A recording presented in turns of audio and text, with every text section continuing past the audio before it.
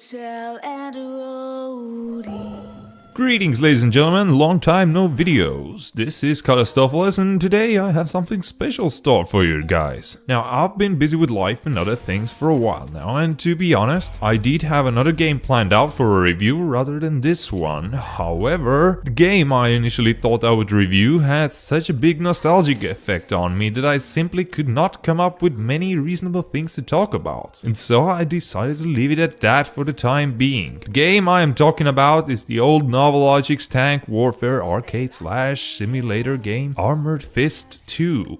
I might push it on at a later date, but let's get back on track with today's video, which is of course about Capcom's Resident Evil 7. So with that being said, please sit back, grab a hot cup of coffee, tea, beer or whatever makes you happy and enjoy. I shall be sharing my thoughts on the PC version of the game, subjectively as always.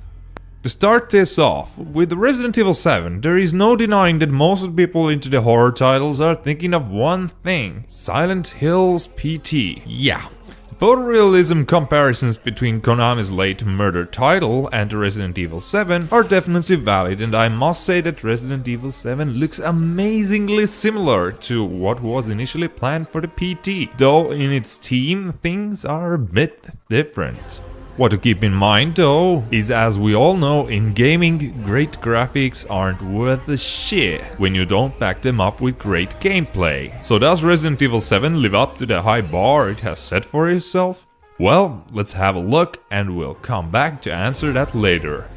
Now, for anyone left in the dark and completely clueless so far regarding the Resident Evil 7, well, it is a survival horror game developed by and published by Capcom. It was released in January 2017 for the PC, PS4 and Xbox One, with the PlayStation version getting an exclusive VR support. And as I don't have a PS nor the PSVR, I shall obviously not be covering that portion of the game. Now, what sets Resident Evil 7 apart from its predecessors is the fact that the game is played out exclusively from the first-person perspective. Previous titles have always either had third-person view or a fixed camera angle for every different scene, with the light gun Resident Evil Survival being a weird exception. Also, the past titles, not including the original Resident Evil series, have focused more on the survival part than horror. Then this switch to a first-person view also allows the developers to get an upper hand on the horror part. Well, kind of at least. It has its moments of horror, but nothing bone-chilling was unfortunately achieved. For me, it is kind of a letdown, but the positive side of it is that the game does make up for the lack of horror with really good survival gameplay. In any case, a proper headset and a dark room is a must-have in order to properly enjoy Resident Evil 7. Just don't expect to get very spooked by the game. As far as the storyline is concerned, again, I will not be spoiling its twists for you. The story goes something like this. You assume the role of an ordinary man named Ethan Winters, whose wife Mia has gone missing for a few years already. Suddenly, he receives a video message from her, which leads him to go to a derelict farm owned by the Baker family. As you trespass the property, you get caught and notice something is quite not right with its inhabitants. Ethan will soon have to escape the family's clutches and try to find out what happened to his wife whilst at it. The gameplay of Resident Evil 7, as stated earlier, differs quite a bit from the previous entries, because the sense that you will play the game from the first-person perspective. Some people might be upset by this, as the classical Resident Evil games have always had a kind of an atmospheric fixed camera angle, and the newer titles went with this third-person over-the-shoulder camera option. However, for me personally, I really like the change, to a specific extent.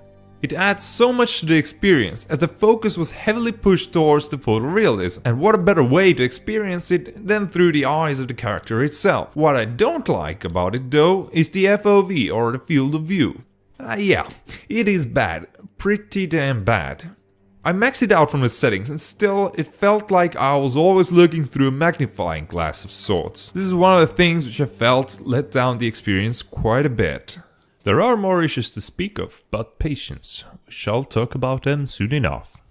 For the viewers who have already played the old Resident Evil series and enjoyed the mansion-style puzzles and weird door keys, well, it's good news for you guys. Puzzles are in, and so are the doors. The puzzles themselves are very fluent, and you will probably not get stuck throughout the game at any time. They are very enjoyable though. One thing I was worried about going into this was the realism part of the graphics and how the player would know which object he or she could interact with if everything is blended together so seamlessly. The last thing I would have wanted to see was a system from Deus Ex games, where everything would have been drawn out right in your face. Luckily, they resolved the concern with a simple tick indicator which appears if you get too close to the interactable object. Now, don't think that it shows you all the items in the room just like that. No, there are tons of items hidden away in the mansion and around it, behind different nooks and crannies. So, you will still have to conduct a thorough search in order to get the stuff you need to make your life a bit easier out there. Also, there are some pills introduced to the game, which when consumed will allow you to see nearby items for a limited time. This can, however, hilariously be exploited. Just clear the area of enemies, go and save the game, take a pill, run through the cleared areas, and when you know where the items are, just reload the game. And this brings us to another gameplay mechanic. There are no ink ribbons to speak of. Yep. You can save your game as many times as you see fit. You can only do it in certain areas, which hold the tape recorder, but still, infinite saving, thank God. I always hated the ink ribbons from the early Resident Evil games, and I'm happy to see them gone. There is also kind of a downside to this. Namely, it takes a lot of pressure off you. You can now make mistakes and still come out on top. With the ink ribbons, you had to be very, and I do mean very, mindful of your supplies and progress and where you would use them. This increased the difficulty quite a bit, but also introduced a lot of angry back and forth running in the game when you failed, and then it killed kind of all the fun for you. Anyway, I'm happy to say that the ink ribbons are gone, just like in Resident Evil 4. From the presentational side of things, we are going to keep it short. It's pretty damn good, as you can see for yourself. Such detail has not been pushed into many other games so far, and it is really great to see what can be achieved with the visual technologies that we have today. But great visuals don't matter much alone. You need to form a coherent atmosphere from your assets and put them all together in a way which would make sense in the context given, and this one really does just that. Everything falls together nicely, but if I were to pick the weakest point in the overall presentation, then it would probably be some of the texture work which has gone into some of the doors and items. Most of the stuff is really good, and the level design does a great job to keep things varied. However, once you start inspecting items separately and with more focus, you will notice that a few items having, let's say, not so perfect textures. The sound work in Resident Evil 7 is good. Not excellent, but good. What issues I have with it is that the dynamic range for me is a bit off. You can change the stage within the options, but the wide dynamics felt a bit too wide and the narrow dynamics felt a bit too narrow for me. Maybe it's just me. Also, there is one scene in particular which I would like to bring out here. Namely, at one point, no spoilers, you will encounter a police officer.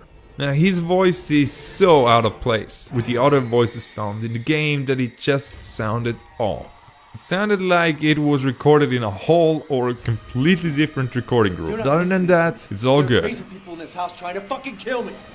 Alright, let me tell you this. You don't exactly seem like you playing with a full deck yourself, alright? Are you kidding me? Shotgun sounds crunchy, explosions are meaty, and even the F-bomb gets dropped once in a while. Okay, the latter one won't really matter, but well, moving on.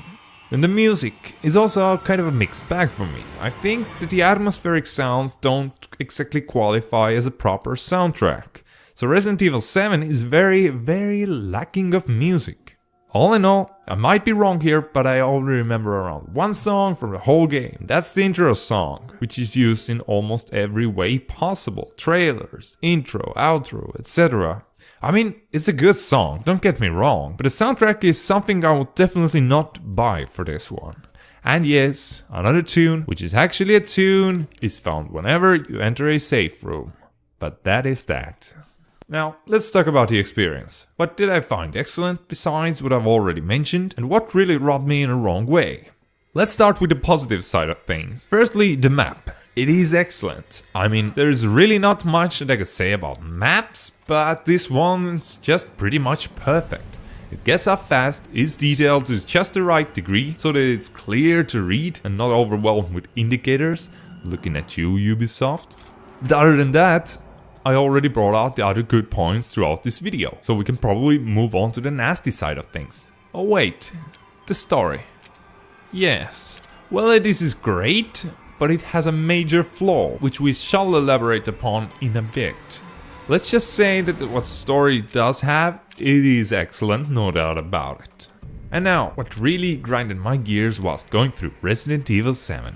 Well, right off the bat, you will notice that the PC was not the primary subject for this title. The interface, besides the map, is clunky and not optimized for PC gaming at all. Even the weapon quick slots are not referred to as 1 to 4 keyboard numbers, but as directional pad buttons. Even the option menus are weird to navigate, as everything requires one extra click, as with gamepads, you don't really have a pointer.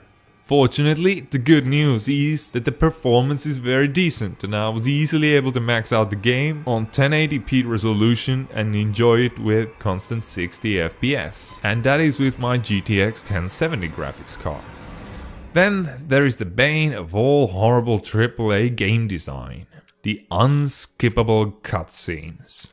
A few of them are actually skippable, yet the majority of them take place using the in-game engine, which is a good thing, as it does not break the immersion. The bad thing about it is that most of the time these long cutscenes play out just before a boss fight, meaning if you lose the fight, you will load the game. You will have to run to the same location again, watch the same cutscene again, and then try again. If you fail, you rinse and repeat. I mean, those are scripted in-game cutscene events, and it is not impossible to have an option to skip them.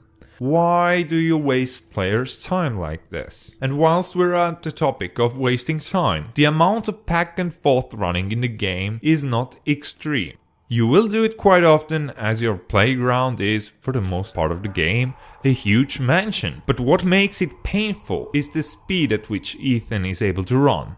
I mean, really, I understand that he is a civilian, an average Joe, maybe even an angry Joe. But come on, he must be one of the slowest persons on Earth whilst he tries to sprint. Now I understand, minor spoiler alert, that at one point early in the game, Ethan gets his, leg cut off. But then he uses the magical first aid to fix it back up. Is it that bad afterwards? Not to speak of his arms, which seems to function extremely well without any pain after a similar treatment.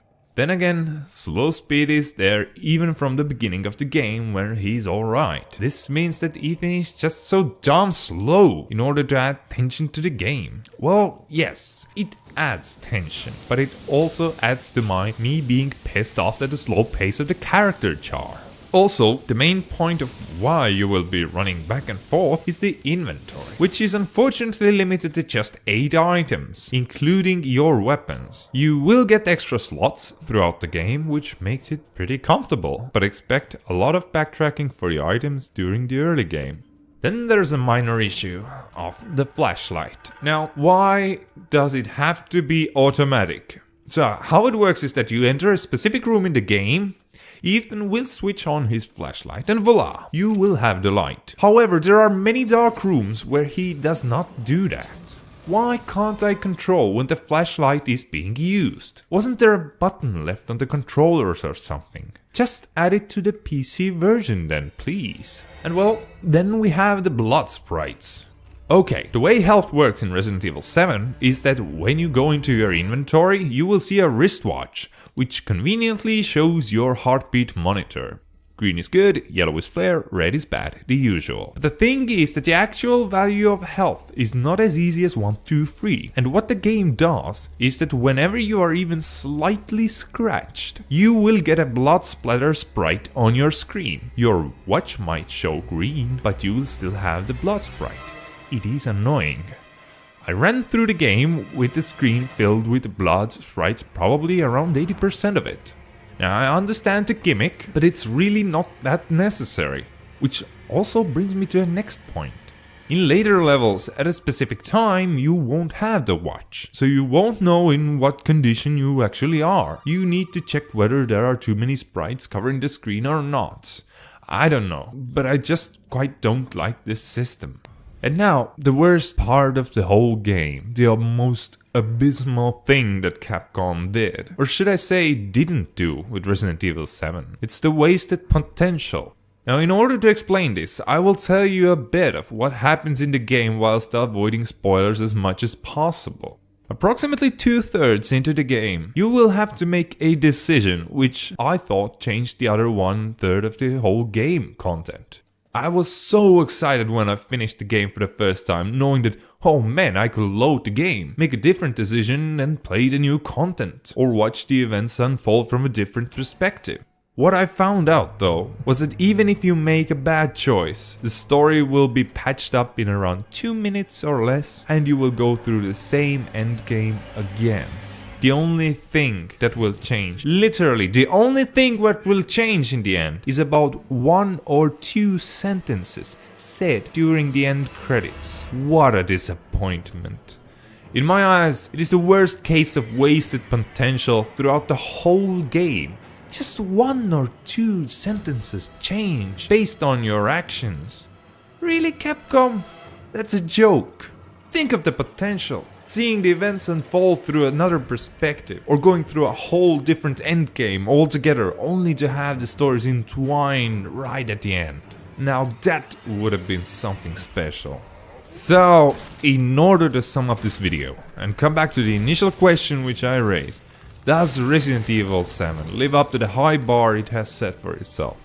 Well, all in all, the short answer is yes. When you consider the gaming market which we have today, the main gripe that I have is that the story could have been so much more with the potential that they had. But to be honest, what was present and put into the game, it was nothing but excellent. The gameplay was definitely something different than your ordinary Resident Evil game, and I will say that I very much enjoyed the overall experience. Sure, I have my gripes with it, but hey, I have my gripes with everything. That doesn't mean that I don't think highly of the game itself and the effort that has gone into the development and production of it. Now, it took me around 11 hours to complete the whole story mode with almost every collectible collected, and I have not touched any of the DLCs yet, which I will probably do in the future. And the asking price for the base game is a bit high. The base Resident Evil 7 costs €49.99 on Steam at the time of the recording, and you could get the deluxe edition for €79.98. For the game, which offers around 11 hours of playtime, that's a really hard sell for me. And that is also one of the reasons why I am covering the game at this point in time, and not when it was initially released. Not because I was completely put off by the price of it, but because I waited for the Steam summer sale to get a good discount for it. For anyone still looking into getting this one into their library as well, I would suggest you to do the same. Just wait for a sale. The game ain't going anywhere, and the more you wait, the more DLC will be released for the title. So when you do get it at a good price, you would be able to get everything at once and have a chance to go through the whole experience in one go, which is my preferred method of playing through games. But this just about wraps things up for this episode of the Thoughts Upon series. If you liked it, hey, might as well leave a like, share and even subscribe to the channel, it's much appreciated. If you didn't, then hey, hit this like button and the similar shit just down below the video. I release new content whenever I have something to talk about and have time to do it, so don't expect me to spam your newsfeed. And as final words, I would like to thank you all for tuning in, and may you have a wonderful rest of your day, week, month or year. Take your pick and enjoy. Bye bye.